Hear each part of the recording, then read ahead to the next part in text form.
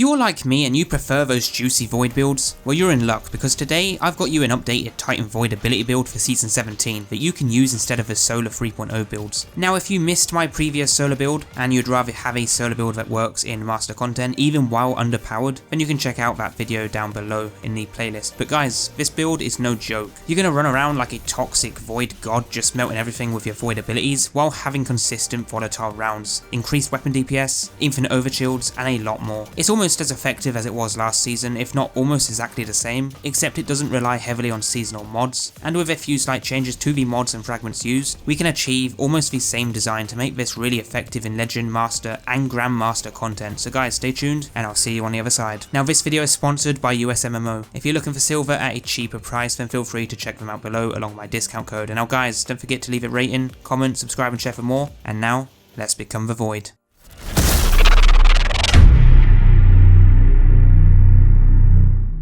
So firstly, as always, if you like these build videos and you want to see more, then feel free to check out the full playlist down below as I do cover builds here every week. Now basically this build is going to let you dominate almost every activity with this setup, as you will have infinite abilities, meaning that you'll get those Void abilities back almost so quick that you're not really ever waiting for them, and instead you're just using them when they are ready, so you can keep chaining between them all. And every ability is doing something like empowering other abilities, or spawning elemental wells, or even giving you health and overshields. Honestly, there's just so much going on with this build, but the difficulty to actually use and understand the build is really easy. Now since the big nerf to the vortex grenades, we will be running the scatter grenades, because combined with our exotic it's going to be really effective. Now I don't know if the vortex grenade nerf was intended or if it is just a bug, but for the time being we are going to be using these scatters instead. But if they do get fixed or put back to the way they were last season, then I would argue between running a vortex grenade or a scatter one. So I just want to put this out there if you are wondering why we're not running vortex. It's because they are much weaker now than they were before. Now a quick example of how this build works in endgame PvE is you'll start by running in and getting a melee kill. This will spawn a void elemental well, and upon picking it up you'll get bonus weapon damage and damage resistance. You'll also be buffing your other abilities at the same time, and then you'll use your grenade to kill another ad to spawn another void well. Throw down your barricade to get an overshield,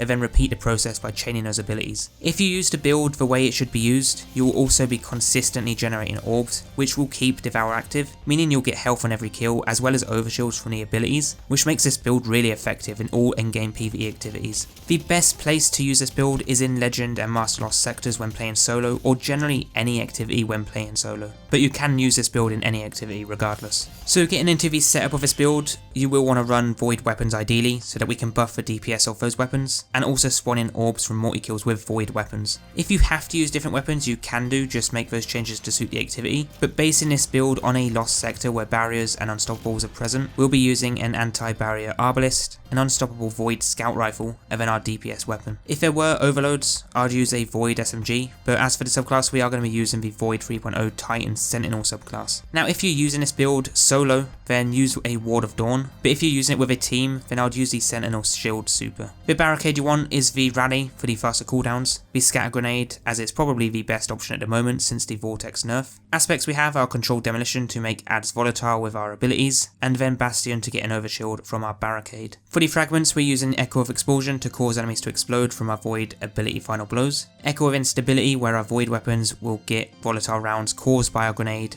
and then Echo of Starvation to get Devour when picking up orbs. Now this setup is almost as good as it was last season, except it doesn't rely on seasonal mods, so you can use this in any season with a few minor changes and still have the build just as effective. Now as we are going to be using Devour, you will want to use a Harmonic Siphon mod to spawn the orbs with our void weapons, and if you're not using void weapons then you'll want to make the changes, so put on the correct Siphon mod that you need. The exotic we're going for is the Heart of Inmost Light so that we can spam abilities, probably the best exotic in the game for Titans at the moment as it works really well for all subclasses. Other exotics you can use are the Ursus if using the Sentinel Shield with a team, Crest if you want barricades to heal you as well as give you overshields, and Armentarium for an extra grenade charge, but for this build I found the best exotic choice to use was the Heart of Inmost Light. For the main mods, starting with the helmet, we have the Elemental Ordnance to spawn in void wells on grenade kills, then in the gauntlets we're running Elemental Armaments to spawn more void wells on random void weapon kills. In the chest I have the Melee Wellmaker to spawn another void well on melee kills, but you can swap this out to a Reaping Wellmaker if you prefer. For the legs we'll use those wells on Wealth Tenacity to reduce the damage we take by 25%, and then in the class class, we'll use Font of Might to increase the damage we deal with our void weapons, so we really are making the most out of these void elemental wells. But for the normal mods back in the helmet,